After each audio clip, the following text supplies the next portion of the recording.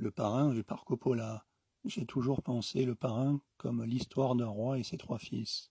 Le plus âgé a reçu la passion et l'agressivité, le deuxième sa douleur et ses gestes enfantins, le troisième sa ruse et son calme. C'était dans mon intention de faire un film authentique sur des gangsters italiens, sur comment ils vivaient, comment ils se comportaient, la façon dont ils traitaient leur famille, et célébrer leur rituel. Un projet délicat. Le roman de Mario Puzo, Le Parrain, était déjà en 1970 un best-seller.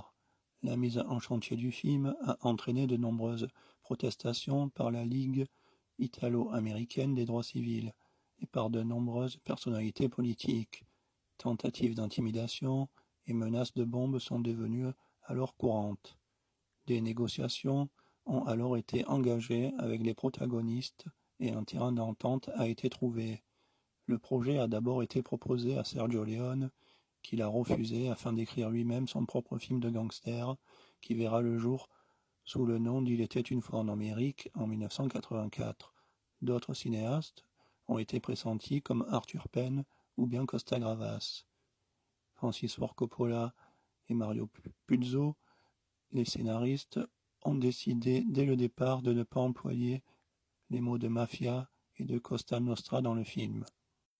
Le casting. Le producteur Albert S. Rudy et Francis Ford Coppola ont décidé d'orienter leur casting vers des acteurs au look authentique, tels que James Caan ou bien Talia Shire.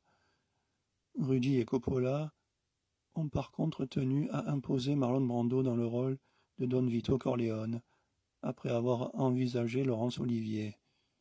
Et malgré les réticences de la Paramount, en fait, pour la première fois, l'acteur a accepté de faire des essais grimés, comme pour son rôle dans le film, notamment avec du coton dans les joues, afin de paraître comme un bulldog, selon ses propres dires.